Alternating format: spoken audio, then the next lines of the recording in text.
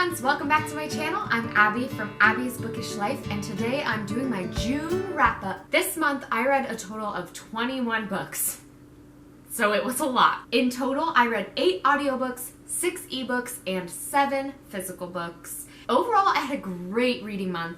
My star rankings ended up being 1 2-star, 2 3-stars, 7 4-stars, and 11 5-star books. Now, I did reread 3 books this month that I already knew I loved, but I still had so many new favorites and new wonderful books that I'm excited to talk to you about. Before I get into the actual books I read, I'm just going to mention the readathons that I participated in this month. The first one was the buddy read of The Priory of the Orange Tree by Samantha Shannon with Olivia Reads a Latte. She's one of my favorite booktubers, and she loves that book and recommended it, and she was rereading it this month and invited everybody to read along with her, so I participated in that. I also participated in the Romance-a-thon hosted by Weeby Bookin and Gabby Reads, and then 2 other readathons that were kind of month-long were the Olympic Games readathon and the Hogsmeade Reading Challenge, which is part of the same channel that does the Owls and the Newts every year, and it was a fun week-long readathon, but she said it was very loose in terms of rules, and so I adjusted it to make it month-long since I already had a readathon scheduled for the week that Hogsmeade Reading Challenge was supposed to be taking place. So I just made it a month-long challenge. Now let's get into the books because there's a lot of them. First up is The Dreamers by Karen Thompson Walker, and this is a dystopian novel where a whole town of people starts to fall asleep and stay asleep. They don't die, they just sleep, and it's tied back to an illness that they are trying to figure out what it is and how to respond to this pandemic in this town. I ended up giving this book 5 stars. I really enjoyed it. I loved the way it was written. It was told from multiple perspectives, so you got to see how many different people were handling a pandemic situation, and there were a couple parts that were very poignant to what is going on in our world today, specifically all of chapter 16. So in chapter 16 of the book, which this isn't a spoiler, but they talk about what could be causing this pandemic, this virus that is going around that is airborne, and they talk about how it could be a conspiracy theory from the government. It could be big pharma. It could be used as a biological weapon that the government is testing out. People believe that it might have been accidentally released from a lab, and some people believe that the whole thing was a hoax and didn't exist. If that doesn't sound familiar to you, then where have you been? So overall, this book was great. It was beautifully written. It was a very fast read for me, and I ended up giving it 5 stars, so I highly recommend. I filmed a video this month talking about rereading my favorite YA novels, and I started with 3 for this month, and the first one was The Hunger Games by Suzanne Collins. I gave this 5 stars. I talk more about how I feel about it and what the book is about in my reading vlog, so if you want more ideas about this book, please check that out. Next up this month, I listened to the audiobook of Anna Karenina by Tolstoy, and I ended up giving this 4 stars. Anna Karenina is the story of a bunch of different people, but it mainly focuses on Anna, her husband Karenin, Vronsky, and then Levin and Kitty are also characters in it. And it's overall just like a really warm and cozy novel. It's very, very long, and it is complicated and hard to follow sometimes. So if you're going into it, be ready to like try to figure out who they're talking about at all times, especially with the audiobook. I had to like listen very closely to make sure we were talking about the same person. Now, because it's a classic and because it's so long, of course there are moments in this book that I didn't enjoy. There's a whole middle section where it goes into Levin's life and talks about agriculture and like farming and building a homestead and like all of that kind of stuff, and that just didn't register with me really well. And I liked the discussion of politics, but sometimes when there were actual political like social engagements going on, it was frustrating to read. And the other thing I struggle with classics is that they do things that now in our time seem so wild, and it's hard sometimes to remember that they are not living in 2020 and that their societal norms are not the same. So sometimes I would find myself getting frustrated with characters, and I would have to remind myself that they don't have the freedoms that we in America in 2020 have at the same time when they were in the late 1800s in Russia. It's just not the same. I do think that the love stories in this book are beautifully written, and I was attached to the characters, and overall the writing was just gorgeous. So I do recommend it. The audiobook was fine. I think I would rather read it physically so that I could see the characters, but I did end up giving it 4 stars, so it was pretty good. Next up, as part of my reading YA novels, I read Harry Potter and the Sorcerer's Stone by J.K. Rowling, and I gave it 5 out of 5 stars. Again, if you want more in-depth discussions of this book, check out that reading vlog. But overall, it was exactly what I wanted. It gave me those warm and fuzzy feelings that I expect from the Harry Potter series, and it was very nostalgic for me. So I loved it. I still stuck with my original rating of 5 out of 5 stars, and I wish that I had all the time in the world to just sit down and binge read the entire Harry Potter series now. Next this month, I read The Immortalists by Chloe Benjamin, and this is the story of the Gold family, and it follows the 4 children go to see a psychic who claims to be able to tell them the exact day that they'll die, and they go, they get their dates, and then it follows the 4 siblings separately as they go through their lives. And I did talk about this in another video on my channel with Danielle, so if you are interested in this book, or if you've read it and you want to see what our thoughts are, please check that out. But overall, I gave this book 4 stars. It was really great, and it kept me hooked. I read through each of the children's sections in like one sitting because I just really needed to know what happened. I felt very invested in their family. And I will say that the first 2 kids are my favorite stories, so for the second half of the book, I was kind of sad that I didn't get that with the rest of them. But overall, I felt invested, and I thought the story was really well told, so I would recommend this. Next this month, I listened to the audiobook of White Fragility by DiAngelo. I don't like to rate books like this, but I gave it 4 stars. I think in terms of what it was trying to do, it did a great job. It is a book that talks about how we, as white people, can confront our white fragility and discuss racism and race and face that discomfort that a lot of us feel and address it. It really gave me a lot of things to think about. It helped challenge a lot of the thoughts that I sometimes think and that I know people in my life think, and it helped me understand how I can confront those racially problematic statements or thoughts in a respectful way that can further conversation rather than strike up discord between me and somebody else. So it really was helpful in terms of educating myself. I do acknowledge that it is written by a white person, and so I am looking forward to reading some other educational pieces that are written by Black authors so that I can further my education through their voices as well. But I do highly recommend it. It was very informative reading and helped me a lot as I was informing myself and building my own personal education on this topic. Next this month was The Priory of the Orange Tree by Samantha Shannon. This is a big boy, but I loved this book. It is really hard to explain because it is a high fantasy novel. It's an adult fantasy novel, but it focuses on 4 different storytellers: Ede, Loth, Tane, and Nicolas Ruse. So you're focusing on people from 4 different areas of the world, and it is split into north, south, east, and west so that you can see the different locations that things are happening. And it had everything I was looking for. It has LGBTQ romances in it, it has dragons, it has epic battles, it has romance, it has everything. And it's everything. I absolutely loved it. It's impossible to really describe what happens in all the 800 pages, but you should read it if you are interested in fantasy because it was amazing. It kept me hooked. I read through it so quickly because I just needed to know what happened, and I would highly recommend it to everybody.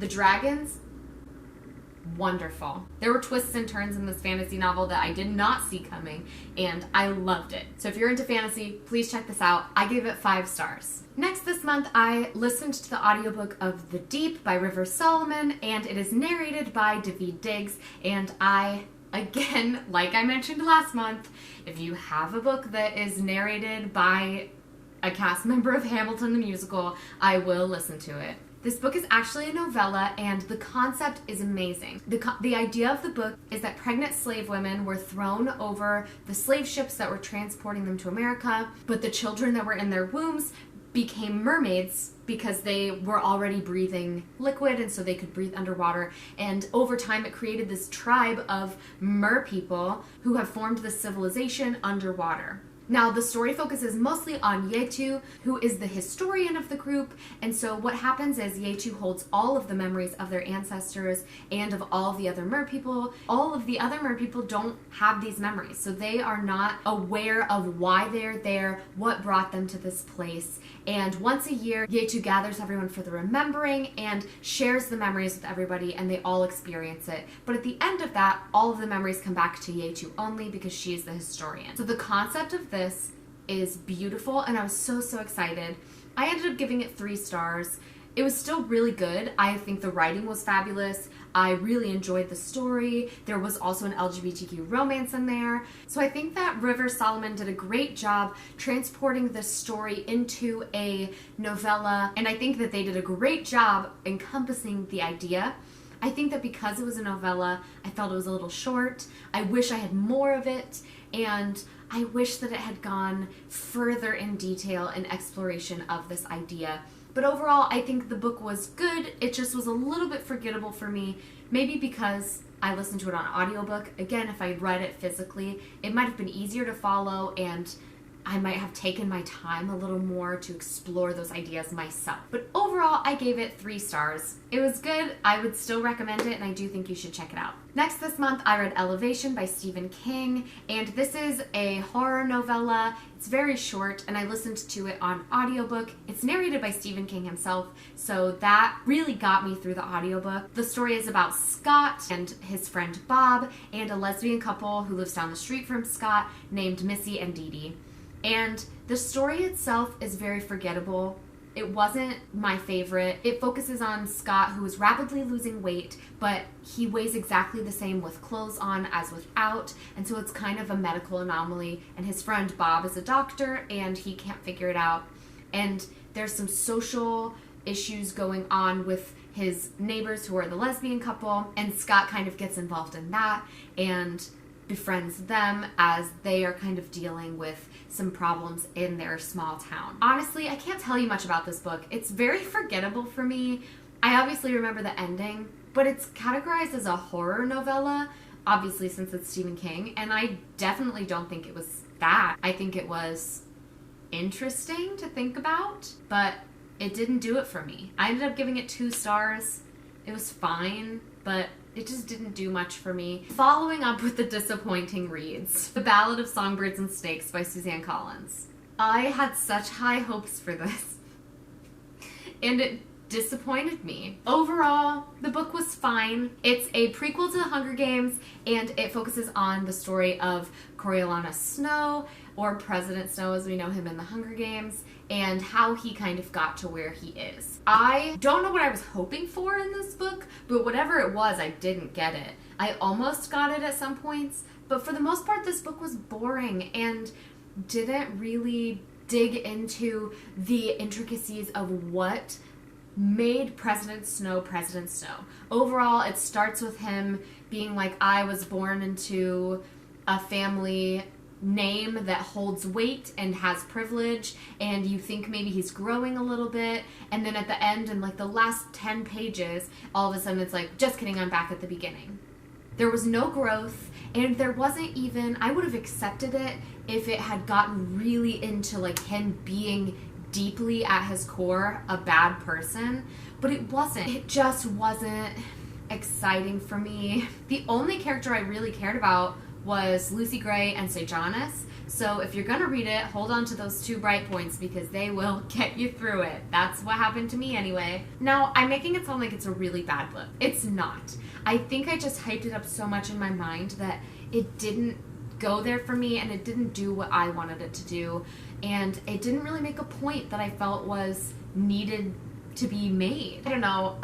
I liked the fact that I got to see the way the Hunger Games turned into the Hunger Games that we see in the trilogy, because it starts in this with the Hunger Games not being anywhere close to what we've experienced in the Hunger Games. So that was really fun to read about. I just didn't love it. I gave it 3 stars. I think that if you're a fan of the Hunger Games, you might be able to get through it, and you might even enjoy it. I know some people really have, but I personally, it wasn't the same as the trilogy, and that disappointed me. So Next this month, I read the ebook of Book Love by Debbie Tung, and I gave it 5 stars. It's another graphic novel that focuses on the main character, who is a characterization of Debbie herself. And really, it's just a graphic novel about loving books and living your best book life, and living your life surrounded by books. It was really cute. I really enjoyed it. I would highly recommend it to anybody who loves books, because I felt seen and I felt heard. Next this month, I read Percy Jackson and the Olympians, The Lightning Thief. Again, check out my young adults vlog if you want to see me discuss this in depth. But I ended up giving it 4.5 stars. It was just like I remembered it. I was excited to read about the mythology and to get into some adventures. Middle grade books do a great job, especially this author, of every chapter having something exciting happen. And you don't have a lot of chapters where you're like, oh, I gotta get through this to get to the exciting parts. And there's not a whole lot of world building. It happens as you're going. So I think it was great. It was wonderfully done. And I'm really excited that I took the time to reread it this month. Next, I read The Hate You Give by Angie Thomas, and I listened to this on an audiobook, which I would highly, highly, highly recommend because the performance on the audiobook is amazing. This is a contemporary young adult story that focuses on the main character, Star, who is with her friend Khalil when he is shot by police during a routine traffic stop. Obviously, this is an important story in our society right now, and I'm so glad I read it because it was very eye-opening and very helpful for me in educating myself on what Black people in America are experiencing. As a book, it was fantastic. I was enthralled the whole time. I was so invested in the story. I think this book gets the hype that it deserves because I loved the characters. I loved the growth that they went through. I love the exploration of ideas that young adults maybe don't think about or don't have to think about. And Star's boyfriend, Chris, is white, and it really delves into the complicated thoughts and problematic thoughts that white people might have, even if they are in a relationship with somebody who is Black. So it just overall was a fantastic story, and I can't really think of anything I disliked about it. I ended up giving it 5 stars. It's a new all-time favorite for me, and I would highly, highly recommend it to everybody. Next was my most surprising book this month, and that was Opium and Absinthe by Lydia Kang. Now, I read this on ebook. It was my Amazon First Reads choice for the month. Last month, my Amazon First Reads choice was very disappointing and was probably the worst book I read last month. This month, it was so good and one of my favorites. I loved the book. So if you haven't heard of this book yet, it is about Matilda Pembroke, who is a high-class lady in 1899 and who is not really feeling like following the traditional path that's set out by everyone else. She's very strong-willed and wants to follow her own dreams of being a writer as opposed to being a married wife like her mother and grandmother expect her to be. Now, her older sister Lucy is following that path of becoming a wife, settling down, inheriting a lot of money, and getting a house, until Lucy is tragically murdered, and it looks like her murder might have happened because of a vampire. Now, the year 1899, which is the setting of the book, is the same year that the book Dracula came out, and so in the book, the characters are reading the book Dracula for the first time and starting to get scared of vampires and worrying about what might be in their town. And Tilly, or Matilda, also meets a newsie who sells papers on the streets of New York. Of course, 1899 is the year of the big newsies strike that happens, as well as the year that opium became a really well-known medicine for really anything, but it also was the year that it became really well known. So author Lydia Kang discovered that all of these things happened around the same year: Dracula, opium, and heroin, and the newsies strike. They all happened at the same time, and decided to write a story about it, and it was fantastic. I loved it. It kept me enthralled. It has a little touch of romance, and overall it was just a great historical fiction mystery thriller novel. So I would highly, highly recommend it, and I can't wait to buy the physical copy, which comes out on July 1st. Next this month was my book of the month pick, which was Home Before Dark by Riley Sager. I ended up giving this book 5 stars. It was one of my favorites again, and this is a thriller novel about a girl named Maggie whose dad is famous for writing a book called House of Horrors about the house they lived in as a kid. Now, they only lived in that house for 20 days before fleeing in the middle of the night, and her dad wrote a book about those 20 days they spent there and about how haunted this house is. So Maggie, as an adult, inherits the house and decides to go back and find out what really happened and whether the house is actually haunted. So it was a thrilling, gripping book. It goes back and forth between the dad's book and Maggie's real-life current experiences. And it's just so intense, and every chapter ends with a cliffhanger, so you want to keep reading and just power through it so that you can find out what happens, because it was so intense. It has very, very Haunting of Hill House vibes. It, especially at the beginning, really follows the Haunting of Hill House idea, and it reads the same way that the TV show feels. So you're reading, like, back in time a little bit, leading up to like what actually happened, and current time where everyone's kind of skeptical about what happened. Very Haunting of Hill House. If you liked Haunting of Hill House, I think you would love this book. Next, I read a graphic novel called Bloom by Kevin Panetta and Svana Grusho. This was a young adult graphic novel that's basically a romance, and it focuses on a boy named Ari who wants to play in a band and move out of his small town, and his dad owns a bakery and is very passionate about having Ari stay and work in the bakery. Ari cannot imagine living his life like that, so he agrees that he will find someone to replace him at the bakery so that his parents will let him leave home to go play in a band. Ari meets Hector, who is an easygoing, loving guy who agrees to start training at the bakery and whose real passion in life is baked goods. And so it seems like the perfect arrangement. But Ari doesn't expect to fall in love with Hector and want to stick around. And of course there are twists and turns that happen, some stuff goes wrong. And it was just a really cute, soft, beautiful gay romance of 2 boys who fall in love over baking. And honestly, what else do you want? What else could you want from a book? Tell me. All of the illustrations in the graphic novel look like this. They all have this blue-gray tint, and it's beautiful. It's gorgeous. I loved the illustrations. I ended up giving it 4 stars. It was very cute, and I highly recommend it. Next, I read Anna and the French Kiss by Stephanie Perkins, and I'm a little behind on this one because it's a young adult romance novel, and it's so hyped. I had never read it before. I think it came out a little late for me, and I had like moved past the young adult romance era of my life, which I don't know why, because they're amazing and I love young adult romance, so like I'm ready to take them back into my life. But I gave this book 5 stars, and it's one of my all-time favorite young adult romance novels. It's so cute. It focuses on Anna, who is a girl from California whose dad made a lot of money through books and decides to send Anna to Paris for her senior year to study at this really rich school for kids whose parents have a lot of money. And at the beginning of the book, I was a little like, oh, gross, it's all about like rich kids. And that's not really where the story goes. It doesn't focus much on like the fact that these kids are rich. It touches on it a little bit, but overall, it's just a very like atmospheric, set in Paris story about young love. Now Anna meets Etienne St. Clair, who is an American boy with a British accent who is studying in Paris, and she develops a huge crush on him, but he is currently dating somebody else, and her best friend in Paris, Meredith, also has feelings for St. Clair. So there's a lot of complications going on.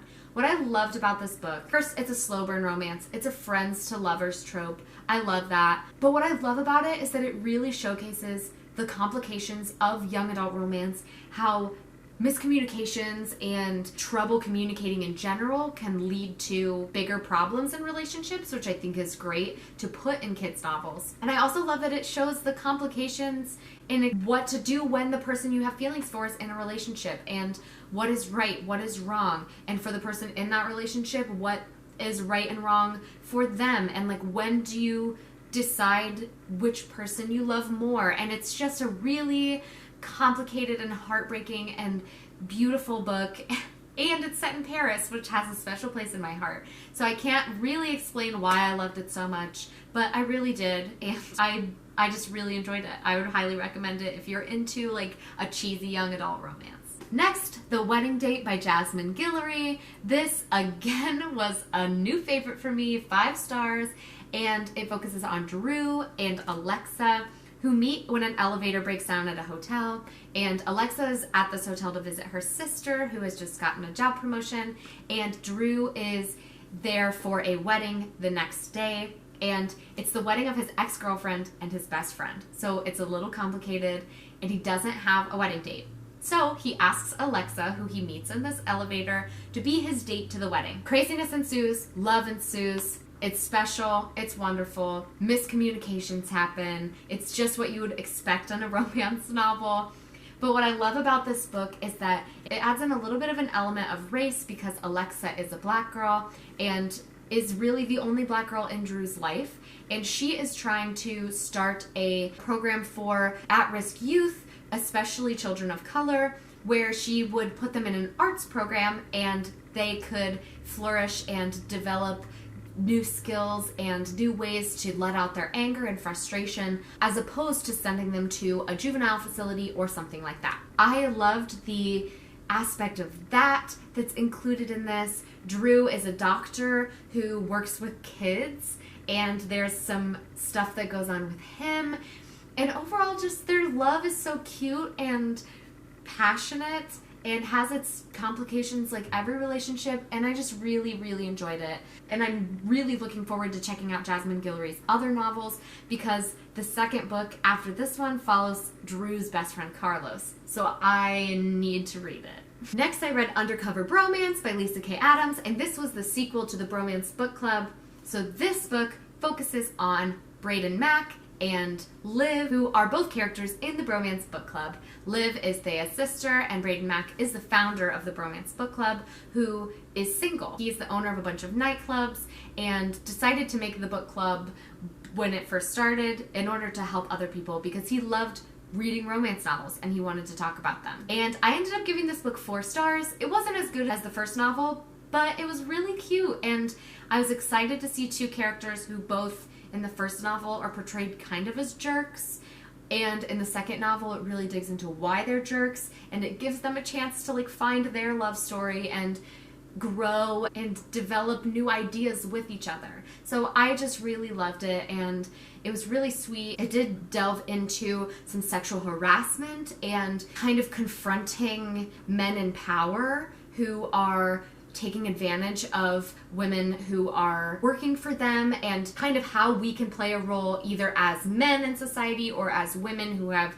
experienced this happening or have heard somebody else talk about it happening, and what our roles are in society. And I liked that commentary as well. So overall, it was a really cute romance, and I really enjoyed it. I also loved seeing the Bromance Book Club come back in this one and see the men participating in Mac's romance just like they did in Gavin's in the first book. The next book I listened to on audiobook, and that was The Poet X by Elizabeth Acevedo. This is a contemporary young adult book written in verse that focuses on the main character, Xiomara, who has a very religious family and a twin brother, and is kind of starting to realize that she wants to challenge the ideas that she's been told her whole life. She writes a lot of poems and gets her thoughts out through poetry, and that's kind of something that she's been hiding, but when her English teacher discovers that she has this talent, she invites her to join the poetry club, and eventually she starts exploring slam poetry and performing her poems. Now, the author, Elizabeth Acevedo, is also a slam poet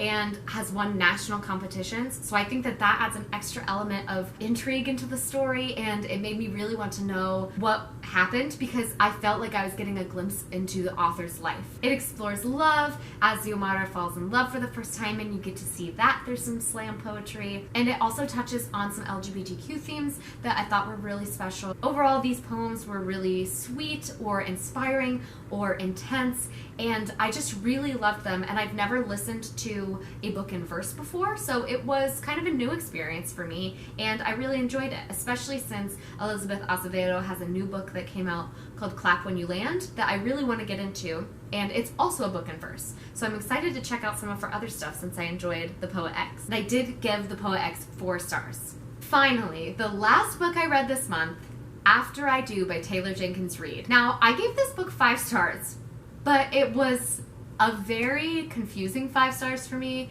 because the book was not a romance in my opinion. It was more of a contemporary fiction, and I went in thinking that it would be romance. So I was thrown off a little bit. It is overall a romance, but it was also so emotional and more about finding yourself and learning how to say what you need and be your own person aside from somebody else. And it just made me cry so many times. It was heartbreaking, it was emotional, and I really truly loved the book. The writing was fantastic. Just beware if you're going in thinking that it will be a lighthearted romance. That's not what it is. It is the story of a married couple who has been together for 11 years and their marriage is falling apart, so they decide to spend a year apart, not speaking to each other at all. They are having no contact. They will not see each other for an entire year, and at the end of that year they'll determine whether they want to stay together and keep working on their marriage or end their marriage and get a divorce. Overall, it was very intense. It was heartbreaking, and it made me think about a lot of things. I think especially if you're a married couple, you will see things in this book that you're like, wow, I hadn't thought about this that way, and now I feel like I need to go talk to my husband. But overall, it was such a great book. I think the reason I struggled with it is because it's told from one point of view, rather than seeing both Lauren, who's the main woman, and Ryan, who is the main guy. Rather than seeing both of their ideas, you're really only seeing Lauren's side of it, and you get a little bit of Ryan's thoughts here and there through some letters, but overall, you don't really get to see his experience in this. So I think that if I had seen more of him, I might have been less upset as I was reading, but I also think that part of the goal was to tug on your emotions. So overall, it did exactly what it was supposed to do, and I gave it 5 stars. I thought it was great, and it was beautifully written, and I would highly recommend it if you're in the mood to cry. Now, in terms of what I read for the readathons, I'll start with the Romanceathon. So for the first prompt was published in 2020. I read Undercover Bromance. The second prompt was Illustrated Cover. I read Bloom. Third was Favorite Trope, which the favorite trope I chose was Second Chance Romance. I chose After I Do. Fourth was New to You Author, and so I read The Wedding Date by Jasmine Guillory because I had never read anything from Jasmine Guillory before. And the fifth one was a book with 5 words in the title, and I chose Anna and the French Kiss. Next was the Hogsmeade Reading Challenge, which this had 10 prompts, but the only requirements were that you had to read the first one. I ended up completing 8 of these prompts. The first was to read a book with a map, and I read The Priory of the Orange Tree. The second was read a book that's part of a trilogy, so I read The Hunger Games. The fourth prompt, so I didn't read the third. The fourth one was not the most popular book, so I read The Deep by River Solomon. Fifth was a book with a pink or green cover, The Ballad of Songbirds and Snakes. Sixth was a humorous read. I read Book Love. It made me chuckle a couple of times. Seventh was read a horror or a thriller. I read Elevation by Stephen King, although I've discussed I don't necessarily think that's a horror. The eighth prompt was read a book written by a person of color. I read The Hate You Give by Angie Thomas. And the last prompt I completed was a book you got via post, or the most recent book that was delivered to you, and that was Home Before Dark by Riley Sager. So in terms of what shops I visited in Hogsmeade, I ended up completing the Marauders map, which was the first prompt, and everybody had to do that. And then after that, I visited the Three Broomsticks Inn, Hogshead, Honeydukes, the Shrieking Shack, Scriven Shaft's Quill Shop, and the Owl Post. And the final reading challenge that I participated in for the month of June was the Olympic Games readathon, and I was competing on the team of Apollo. The first prompt was music in my ears, listen to an audiobook. I listened to White Fragility. The second was healing, read a book you know will make you happy. I read Bloom. Third was as the god of prophecy, Apollo can predict the future. Read a book you predict will be a 5-star read, and I read The Hate You Give. Fourth was read a book that starts with the letter A. I read After I Do. I also read Anna and the French Kiss, so really both of those would work. And then the fifth prompt was the twin archers, Apollo and Artemis, look out for each other, complete a prompt that honors Artemis. So one of Artemis's prompts was to read a book that features a rescue mission, and I chose Percy Jackson and the Lightning Thief. And then there are 4 advanced challenges for Apollo. The first one was Archery, which was read a book shorter than 200 pages. I read Elevation. Capture the Flag, which was one of your most anticipated books, Home Before Dark. Climbing Wall, which was the next book in a series, so I read The Ballad of Songbirds and Snakes. And Pegasus Writing, which was a book published within the last 5 years, and I read Opium and Absinthe. So overall, it was a fantastic reading month for me. I read a ton. I am so excited to have so many books that are new favorites, and I can't wait to keep reading. Thank you guys for watching. Please like, comment, and subscribe. And that's going to be all for me today. I will see you guys next time. Bye, friends.